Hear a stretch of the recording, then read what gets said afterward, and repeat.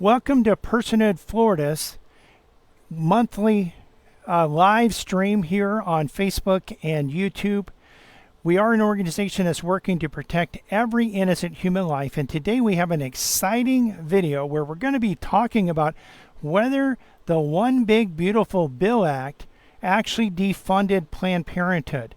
And we're going to talk about and actually even show you a graph that shows the amount of federal funding that Planned Parenthood receives. And I think you're going to see on this, it also shows the number of abortions that Planned Parenthood has done per year. And you're going to see that as they have received more money and federal funding, they have actually performed more abortions. We also are going to talk about the funding levels of Planned Parenthood, the federal funding, the amount they receive from federal tax dollars, your tax dollars, prior to the One Big Beautiful Bill Act. We'll talk about the possible effects of the One Big Beautiful Bill Act on defunding Planned Parenthood for 1 year. Also, the exceptions that are in the bill that still allow Planned Parenthood to receive money under certain circumstances. And then the current status, which includes the Planned Parenthood court challenge and the injunction. So I'm going to turn it over. I'm actually going to switch over to a full screen. And what we'll do is we'll actually bring on, we're joined here with Jay Rogers. And Jay Rogers is the president of Personhood Florida Education. I'm the president of Personhood Florida. We have Wanda Cohn, who's our secretary. And we also have Ricardo Davis. He's from Georgia Right to Life, and he's been a champion fighting for the protection of innocent human life in our neighboring state as well. A lot of wisdom there. And he's been working on defunding Planned Parenthood in his area as well. Jay is going to present, though, first a chart that is going to show us the real effects of the funding of Planned Parenthood on the number of abortions that they perform. Okay, so one of the things that Planned Parenthood will tell you is they'll tell you that none of the federal funds that they receive go towards abortion. They go toward things like pregnancy tests and STD tests and different things like that to really help people. And that if federal funding is cut, then women would lose these services. I even saw an article today in The Hill. The Hill is somewhat of I would say a right-leaning conservative outlet, although they have people from different points of view, really lambasting the big beautiful bill for cutting all these women's services. So you wonder, sometimes you get people on the right even that get pulled into this. But what I wanted to do is show you just real briefly here. I'm going to share a screen, and this is a report, fact sheet on Planned Parenthood. And let's see if I can. Okay, so this is the fact sheet on Planned Parenthood. This is from the Charlotte, I don't know how you say this, Lozier Institute. And this is from Planned Parenthood's 2023-2024 annual report. The 2024-2025 report is not available yet. Okay, so this goes on and tells you about how Planned Parenthood performed a record 402,230 abortion, an increase of over 2% from the previous year, and an increase of 23% since 2013. Okay. This goes on. The main thing I wanted to show you is this graph right here. And what I did was I took a screenshot of this graph. Now, if you notice, if you go all the way back to 2011, the total government revenue, in other words, federal funding to Planned Parenthood, was roughly at about $600 million, so $0.6 billion. And in 2024, in the gray here, what was the number, Brian, that we said? 796? 792. 792,000. So 792 million. 792 million. So close to 0.8 billion. So that's quite a jump. and that's all taxpayer funded. Okay, however they get their money, the printing money or whatever, taxpayer funded or just government giving them. So, and then if you notice the number of abortions, this is in tens of thousands. So when we see that 3.5, what that is that's 350 million. So it was slightly under 350 million, and then today it's up to sorry, 350,000. Excuse me, 350,000 abortions per year, and that's out of the total number of abortions in America that year. And even though the total number of abortions have decreased since 2011, the number of abortions that Planned Parenthood has been performing have gone up. So now it's roughly at 400,000.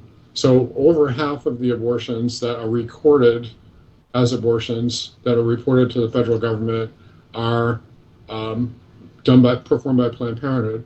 At the same time, the number of patients that they've been seeing has really plummeted. It's gone from, let's see, it'd be 30 times, so 3 million down to about 2 million. Okay, and this is what this report says here. So, we'll put the links to this. People can look at this for themselves. But that's the result of tax money. Now, when Planned Parenthood says that, well, we don't use federal funding for abortion, one thing you have to remember is that all money is fungible. And what that means is that when you, for instance, if you were to run a business and your revenue for your business was, $600,000 a year, and I came along and said, well, guess what? We're going to give you a grant, and we're going to give you, $400,000 a year, but you can't use it for this. That doesn't really matter because you could just move some of the money that you were already paying for that particular thing over to other things that you'd like to do. So essentially, even though that money supposedly does not go directly to abortions, it frees Planned Parenthood up to get people into the clinic. It gets young girls in there to get birth control. And when they get birth control, obviously they let them know we also offer abortion services. It lets them go out to schools, send out, hire a representative to go out to high schools like we have in Orange County here or in Orlando, to go out and talk to students about, and they're not supposed to talk about abortion, but we've seen how they get around that. So there's all kinds of things that Planned Parenthood can do with that money to get people into the clinic, and then that allows them to perform more abortions. The other thing I wanted to mention real briefly here is that even the other thing Planned Parenthood will say is, I said, well, only about 3 or 4% or 2% of our services that we offer are abortions. But if you go to a 990 form, like I did that there was a clinic here in Orlando, Central Florida, Planned Parenthood. I looked at their 990 forms, and I saw that about 1/3 of their revenue, in other words, 1/3 of the money that they had coming in, came in from surgical services. Okay, so even though they'll say, well, only 2 or 3% of the services that we offer, the percentage of the money that's coming in, a very large portion of that is from abortion. So what we're doing is we're funding Planned Parenthood to stay in business, to perform all of these services. And then what they're able to do with that is they're able to leverage that to be able to get a lot of money in performing surgical abortion, chemical abortion, and so on. And so people need to be aware of that. And so, yes, go ahead. So what we've seen is the number of patients they're serving going down by really about 33%.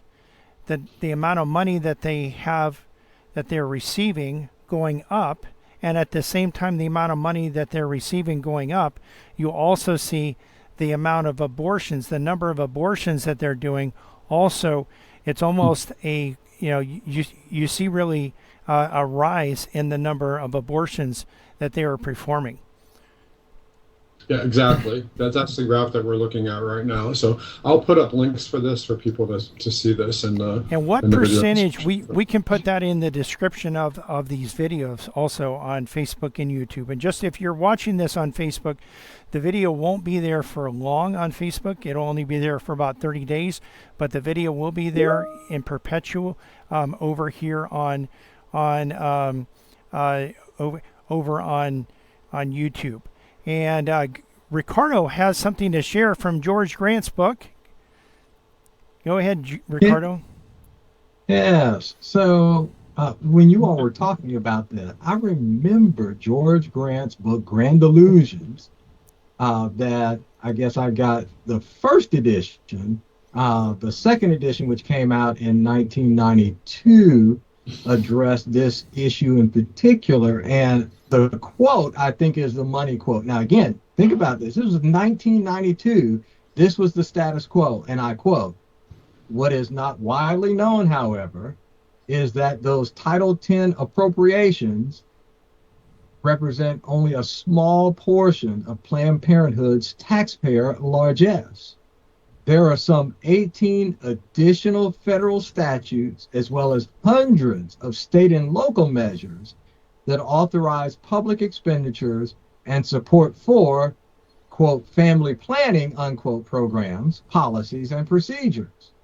So, for instance, even during the, quote, pro-life, unquote, Republican administrations, Planned Parenthood clinics, affiliates, and chapters received annual federal funding under the $17 million Title V provision of the Social Security Maternal and Child Health Program.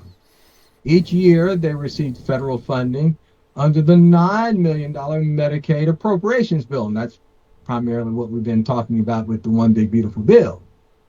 In addition, those clinics, affiliates, and chapters benefited each year from the government's $8 million contraceptive development splurge, its $3 million expenditure for contraceptive evaluation projects, its $66 million spending spree for, quote, reproductive sciences, unquote, its $14 million spent on demographic and behavioral research, and its $27 million budgeted for community services block grants. And I could go on just talking about their international money that comes in. And he closes by saying this is a lot of money. And that's a lot of money, a lot of your money, and a lot of my money. And it's getting worse with each passing moment. Planned Parenthood is not, by any stretch of the imagination, a privately funded, nonprofit family planning organization. It instead is one of the largest, if not the largest, publicly funded multinational collectives the world has ever seen. We simply cannot pretend otherwise. And Planned Parenthood, those figures are 33 to 35 years old, so then the amounts, exactly. those amounts of funding have gone up over the years. And so when we're looking at the One Big Beautiful Bill, originally the House version did have the defunding of Planned Parenthood, or the defunding of organizations that support abortion for 10 years. In the Senate version, that was reduced to 1 year. And so we don't really know, what's going to happen after that. We pro-lifers, we are going to need to hold our U.S. House members and U.S. senators' feet to the fire to continue to defund Planned Parenthood. But there also are exceptions in the funding of Planned Parenthood, or the funding of abortion, and what the government will pay for. And these include not only the life of the mother, but also the health of the mother as well. And health can be a very broadly defined term, and we don't know who is going to. You had some good questions about this, Ricardo, earlier, coming up with, who's going to define what standards, what organizations are going to be paid, how they're going to be paid. How are we going to determine this? That's correct. And quite frankly, as pro-life organizations, we need to be laser focused on getting answers to those questions. Yes.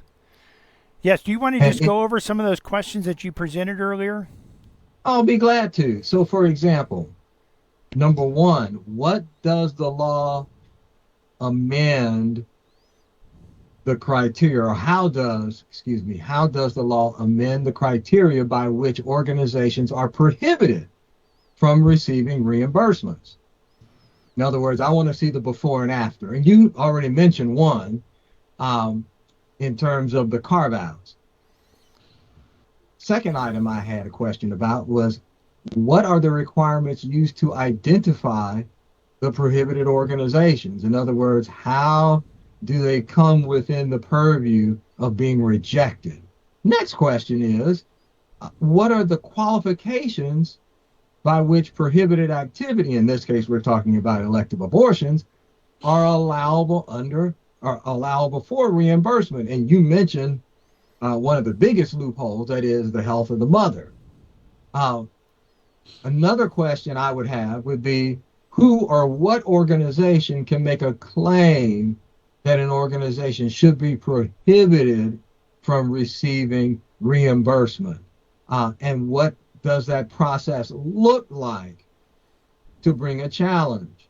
In other words, can we as, you as Personhood Florida down there, us up here at Georgia Right to Life, here in Georgia, can we as organizations challenge in either an Article 3 court or an administrative court abortion providers that are misusing our taxpayer funds?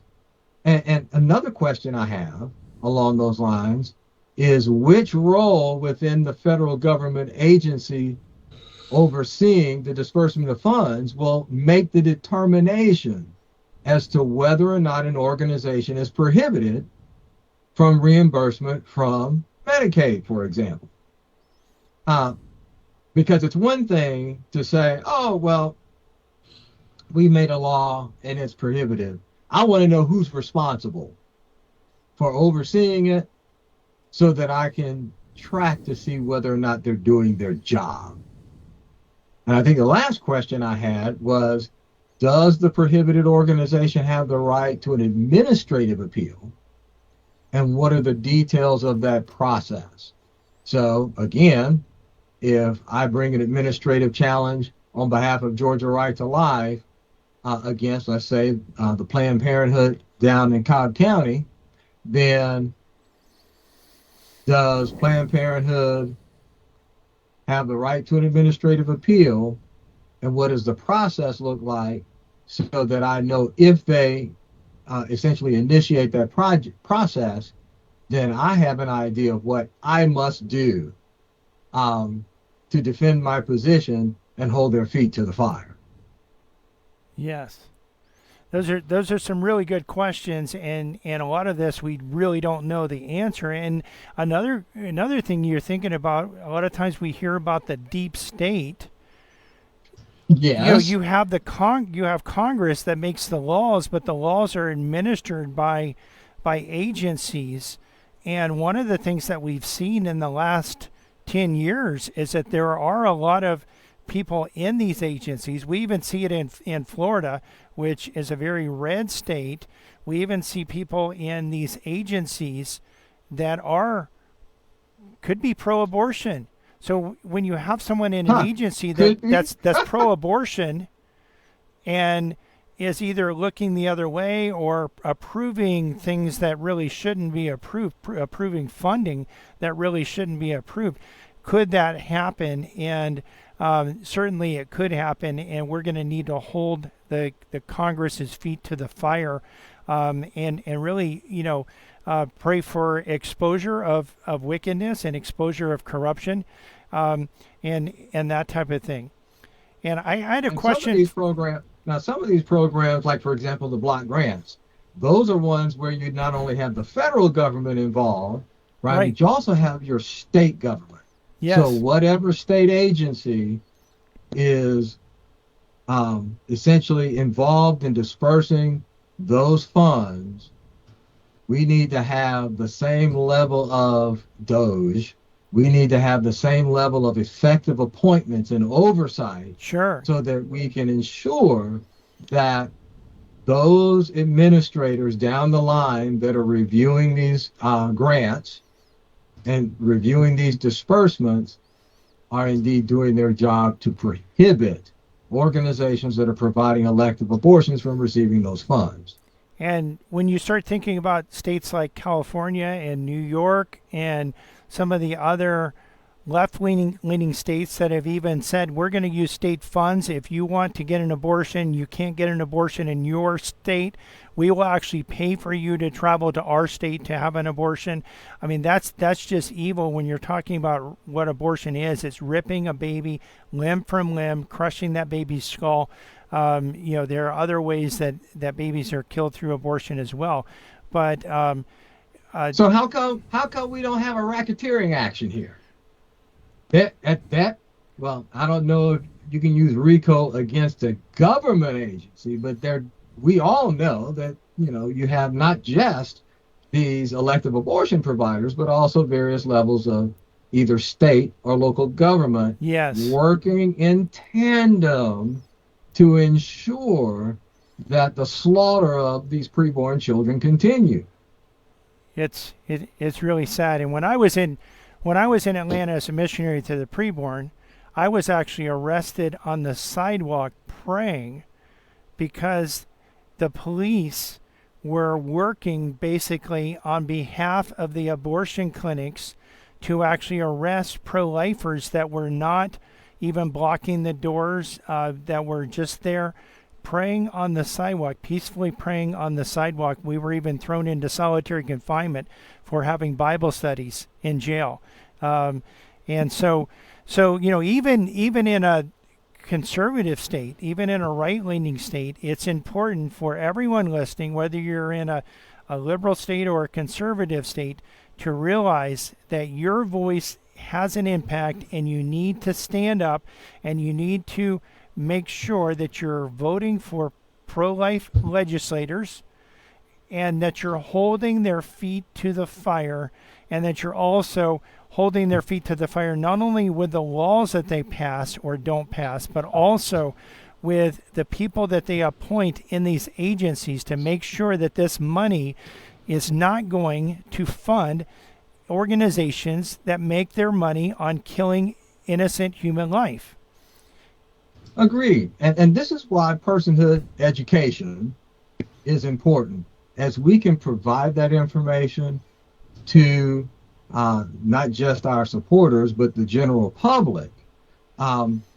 It gives us, for example, here in Georgia, as one of the Personhood Alliance affiliates, it not only provides us to kind of set the stage for the discussion. In other words, we want to frame the debate, but also it gives us an opportunity not just to educate, especially individuals running for constitutional statewide office, like the governor, lieutenant governor, the attorney general, and other related offices, that they need to realize that gone are the days when you will get a rubber stamp pro-life helmet sticker just because you have an R behind your name.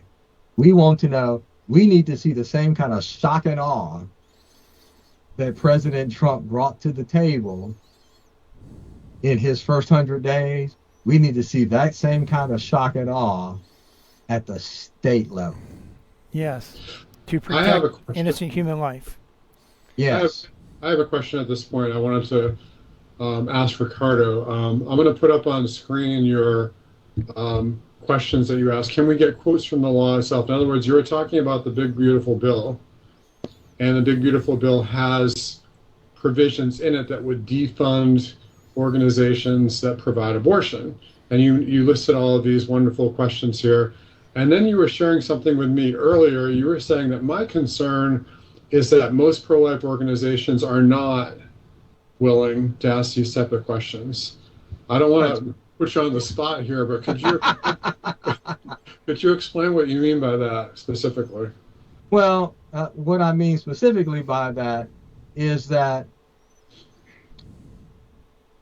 for far too long we've had a distortion of the political environment where we have organizations that are really more, let's just say they are patronized by the political powers that be in state and local government, as opposed to these supposed pro-life organizations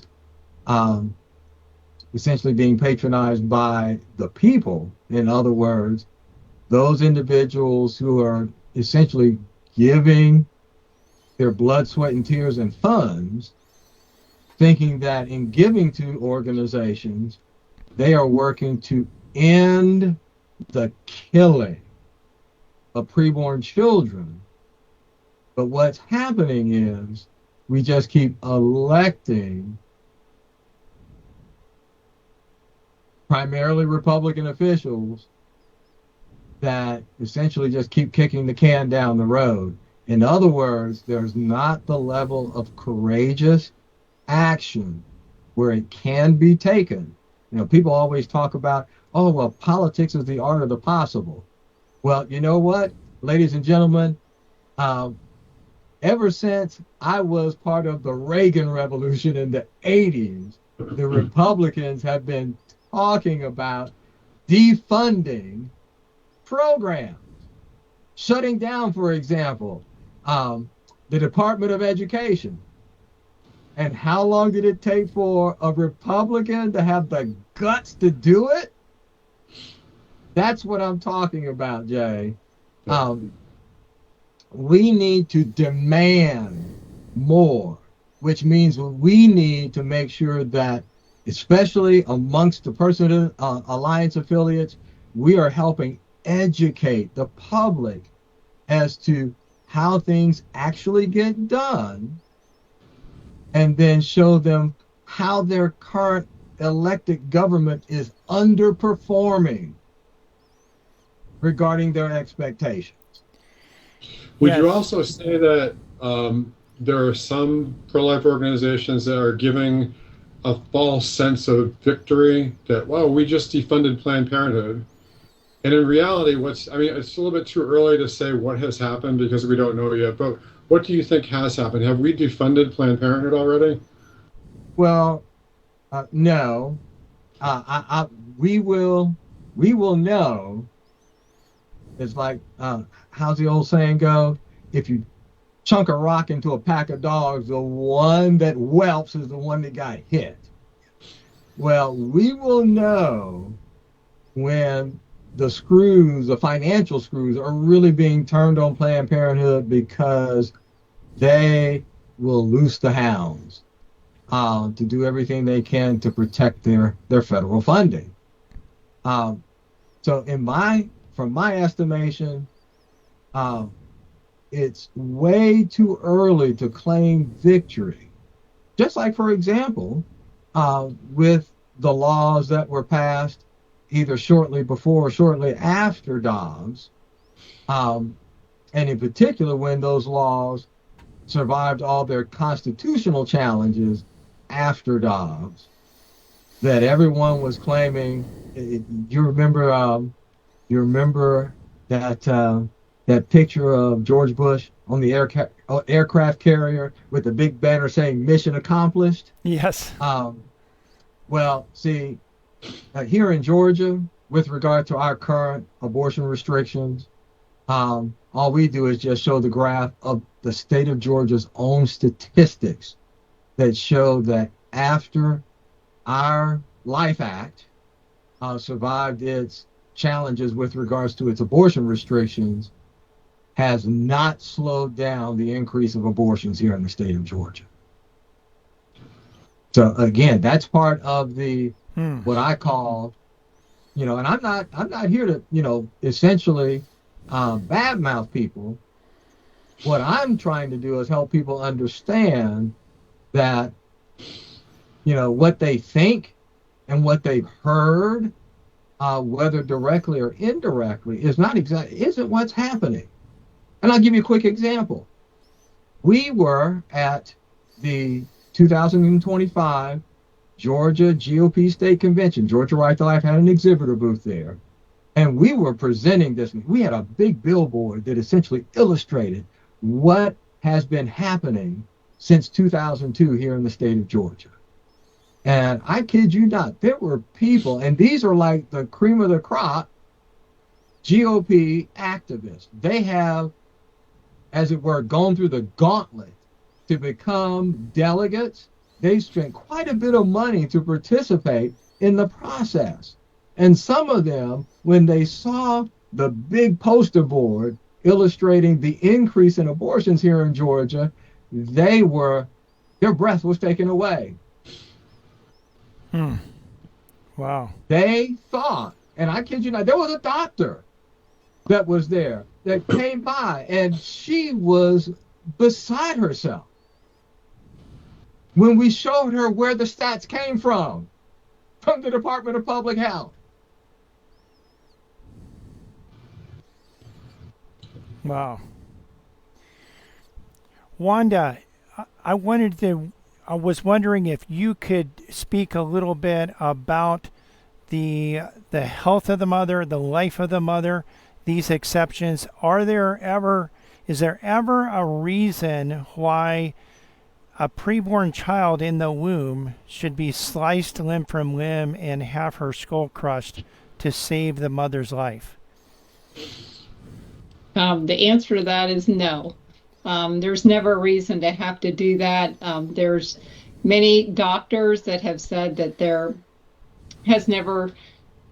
that have supported that there's never been a need to be able to have to do that. And as long as, and a lot of people get kind of hung up on the, what about the mother, we're putting the baby in front of the mother, and God's word doesn't say to do that either. We're to treat everyone equally.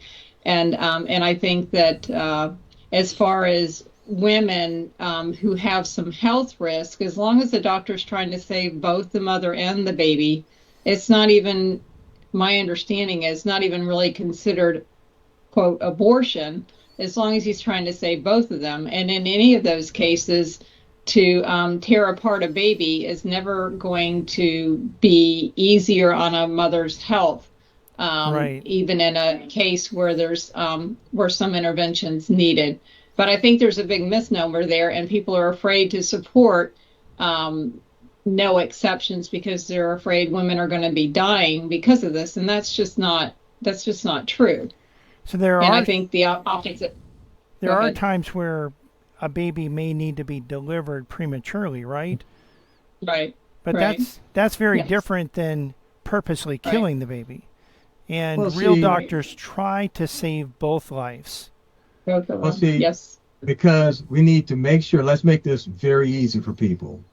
When you want to talk about whether or not there's a complicated pregnancy, you need to start out by saying there are two patients, Yes. the baby and the mother. And good ethical medicine tries to preserve the health and life of both Right. the patients. Well, isn't the baby defined as the second patient in the OB journals and texts? It calls them a second patient. So Yes. you're not supposed to kill a second patient. That's not ethical. And Dr. Lyle certainly presents that. So, and either Ricardo or Jay, if you guys could comment on the current status of funding with what has happened with Planned Parenthood challenging this bill in the courts. I'll say something real briefly about that. I think that the real answer is we don't know. We know that there was 20-something million dollars, depending on which report that you want to listen to, that was immediately cut because of DEI. And maybe Ricardo would like to comment a little bit on that. But DEI basically is diversity, equity, and inclusion. For instance, in a school, in a university campus, a public high school, maybe the teachers will be brought into a room and there's federal funding given to educate the teacher about how they can be more inclusive in their instruction, that type of thing. So there's a certain amount of federal funding that goes toward that. And so Donald Trump, to his credit, pointed out, and many of his supporters, obviously, as well, have pointed out that this is just part of the whole woke agenda, that this is a way of basically trying to indoctrinate us to extend rights endlessly. And along with these rights come federal funds, so there's special interest groups and usually liberal special interest groups that are able to raise money off of this and actually get federal funding. So it becomes like what I call a self-licking ice cream cone. After a while, well, the idea there is that the money itself goes into programs that indoctrinate people. It makes it so that it's unthinkable not to be inclusive of, transgender students or something like that. Whereas a few years ago, many people would have been very skeptical about that. And so with abortion, the same thing is happening. So that type of those type of educational programs, DEI, and I'm not sure exactly how the funding was allocated, but mainly it was Medicare funding that went toward those types of programs. And that's been cut immediately, but we don't know about the other $792 million. Well, Right. well, specifically, Planned Parenthood, Donald Trump signed this on July 4th, which was a Friday, and on Monday, Planned Parenthood filed an appeal or filed a case in court.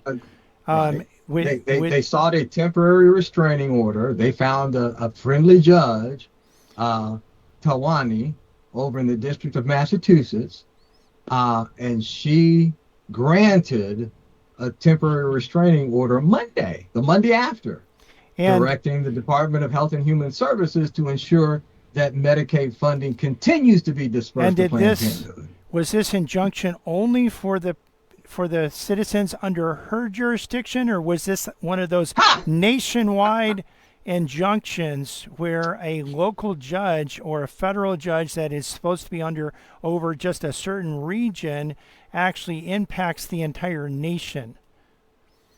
Well, I'm sure you probably won't be surprised that it is the latter. Now, here's I guess you could say the part of the silver lining with all of this is that it's a temporary injunction.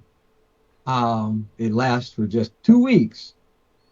And in particular, the hearing, the last I heard, the hearing where the judge will rule whether or not to extend the injunction was supposed to be today. I haven't had a chance to follow up on that to see whether that hearing actually was had.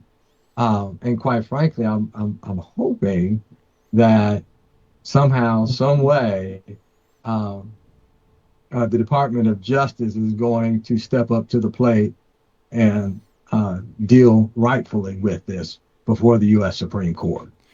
But right now, the funding is continuing, and it's possible that the funding may continue. This $792 million a year may very well continue until or unless this goes up to the U.S. Supreme Court, and the U.S. Supreme Court strikes down this judge, if they indeed do strike down this judge. Hopefully they will.